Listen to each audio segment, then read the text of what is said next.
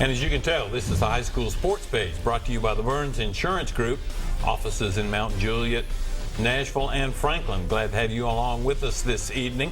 We're going to take a look at 1A and 2A polls. In 1A, my statewide poll, Union City and Peabody, both big winners last week, remain atop my 1A list, but Nashville Christian fell out after losing to JP2. Dresden goes in their place.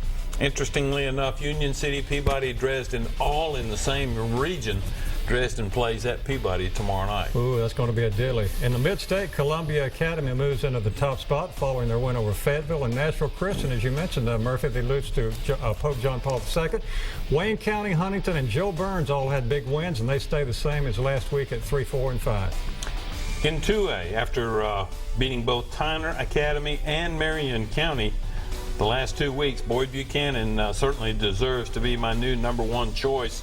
All three of them in the same region. Also, Boyd topped Marion 21-14 last week. Tresvant and Adamsville, both idle last week, remain at #2 and 3. Marion drops to 4, while Hampton, a 56-30 winner over Cloudland, is my new #5 team. Mid-State, no change. Waverly, Forest, and Watertown all had wins, but that's about to change because the Purple Tigers host the Forest Rockets Friday night. Yes, they do. That'll change things. Visiting with us now, Coach Jay Gore of McGavock. Jay, how you doing? Doing well. Doing well. Thanks for having me. We appreciate you coming in. Jay, 2 teams remain undefeated in the region, in Region 3-6A, and you're one of those, along with Will Hester's Ravenwood Raptors, and ironically enough, you meet Friday night. The question is, what do you see about this Ravenwood team that gets your attention, and what do you need to do to maybe come away with a win on Friday? Well, you know, there were 3 undefeateds last week. Now there are 2, and then obviously next Monday there'll be 1. And you know, when you look at Ravenwood, they're a very well coached team. They do things really well. When you put them on paper, you know, in coach talk, we draw the offense's zeros and we draw the defense's X's. Their X's are a lot bigger than our O's. So that's one thing we're going to have to contend with. Coach, you've had quite an uphill climb since you finally got to be in the head coaching ranks. And you've told me this story privately, but I think it's an interesting story. At one time, McGavock was the largest high school in the state, yet they didn't have any lockers in the locker room. McGavock didn't have any water, running water, on the practice field when you took over that position. There's a lot of 1A and 2A schools in the state, 1A and 2A coaches that wouldn't take over a program if they didn't have minimal things like that. But you saw something at McGavock that said, yeah, I think I can make this work. Would that be a fair statement? Yeah, I think all coaches, when they go into a situation, see things they would like to have. They want to make their stamp. They want to put their stamp on things and make it better. That's my goal. Wherever I am, I just want to make it better today than it was yesterday. You know, as looking back on McGavock, you know, McGavock was built late 60s. I think it was inhabited late 69 or 70, first class. Things have changed so much. You know, I grew up at that time period. There weren't weight rooms because there were no weight machines. There weren't any free weights. I mean, you just didn't do it. So over time, as the game has grown, as sports in general have grown, there are more demands. And McGavock has not done a great job of keeping up with that. So when I did inherit the program, there were some things right away that I wanted to change. My hat's off to our principal, Mr. Wall, does a great job. I was going to mention his name before we left because he's been a great supporter of what you're doing. He has, and he's let us, and all of our athletic teams, he's allowed us to do some things. He's allowed us to go out and fundraise and do some things to try to improve our facilities. And I think now we have some nice facilities we're all kind of proud of. Jay, you're 4-2 going into the game Friday night with Ravenwood, and as we mentioned, undefeated in the region. You've got some players on your team that have played a lot of football during their careers. If you would, tell us about some of those players that are important to your success so far during this season. You know, every year, I've been there, this is my 6th season, and every year we've had skill kids.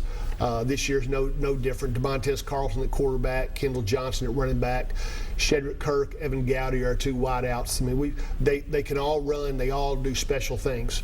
The thing that I like about the last year and this year, the thing that I think is the standout thing for us that's made us have such good years, is our offensive and defensive line. You know, when I got there 6 years ago, we had skilled kids who could run. We just didn't have blockers. And so with the weight room addition, the kids have got in there. They got serious. for the first time, we've actually got depth in the offensive and defensive line. Dustin, we have about 6 or 7 kids that play the majority of the time, but we've got another 12 or 13 behind them that can step in. And we haven't had that before. We've had 6 or 7, and behind them was nobody. So depth in the offensive and defensive line, some strength up there. We're fairly good size. We're just not.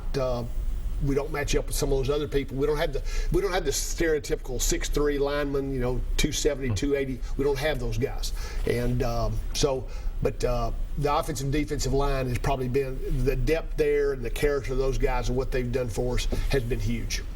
After this week's game with Ravenwood, you've got nothing but regional games left: Franklin, Antioch, Mount Juliet, and although all of those teams don't necessarily have a great record, they've got pretty good football teams. They've just met with some hardship. They've had some kids hurt at key times, at key positions.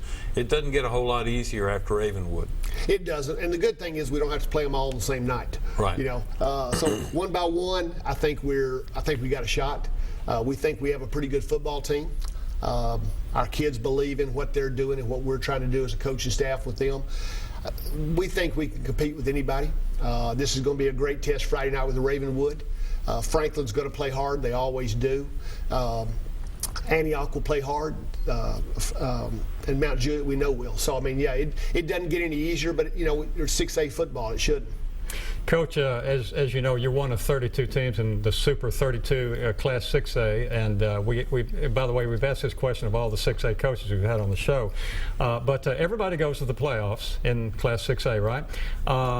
What are your thoughts on that? And we've had some coaches, they don't believe if you don't win enough games, you shouldn't be in the playoffs. There are others that feel that's a good thing. So how do you stand on that? Well, my first thing is I like being a part of anything called Super.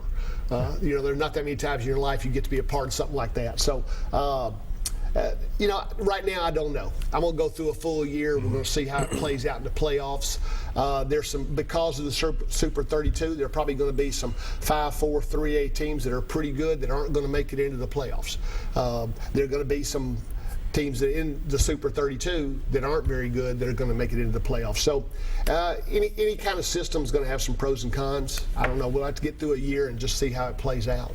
Along that same line, there are some teams in this region now that you're in who you haven't historically played, at least every year, not that often. Your thoughts on this alignment, Ravenwood, yourself, Overton, Wilson Central, Lebanon, and so forth. What are your thoughts on this, the alignment here and some of the teams you're going to be, that you have already played and some you're yet to play? That part of it I like. I like playing some different people. We picked up Hendersonville as a non-district game this year. We used to play McGavock. Used to play Hendersonville years ago, and so we enjoyed playing them. We got beat by them early in the year, but I still like playing them. Geographically, it's a natural. It is a natural. We picked up Franklin 2 years ago on our schedule anyway. Ravenwood, we played in the playoffs, but the Wilson Central, it makes sense. Wilson Central, Lebanon are that close to us. Mount Juliet, we used to play all the time, and so I like the change. I like playing those people. Plus, with 7 games in your district, you've only got to go out and find 3. Right. So that part of it's kind of nice. Coach, I can remember several years ago, a couple of times having been at McGavock football games, primarily because of the Thursday night light thing. And as long as I've lived in Middle Tennessee, I've known McGavock's had a great band. And the stands at the start of the game then were packed. But as soon as halftime was over, 2/3 of those people were gone because they were band parents. I would hope now with the revitalization, if you will, of McGavock football, that's changing a little bit. I would certainly hope so. I think it is. We still have a great band. McGavock's probably been known for band in baseball, but we do have a great band. They're still a great band. I told Mr. Wall, we walked down the field the first home game. We played Hendersonville away the first game. Then our first home game, I walked down the field with him about 6:05 or 6:10. And it just hit me, and I turned to him and said, this is the first time in 6 years that I've walked out here and it felt like Friday night football. Mm-hmm. There were already people in the stands. We've had a great student section. The students have gotten behind us and had a huge crowd of our students every home game. The band is playing. It had a feeling of Friday night football the way it's supposed to. And so I think, like I said, my assistant coaches have done a great job helping us build that. Mr. Wall has done a great job with the whole administration team. Feel very fortunate to be in that situation and to have seen that progression, because I think you're right. I think it is. It does feel like football up there now, and it's nice to see. I know you're glad to be a part of it. That's probably why you went into the vocation you chose. Probably so. Jay Gore, the head football coach at McGavock High School, our special guest during this segment. We're going to depart this segment with some highlights from the Overton-McGavock game this past Friday night. Then we're going to come back and take a look at the 3A and 4A polls. This is the high school sports page brought to you by the Burns Insurance Group. Stay right there. We'll be right back.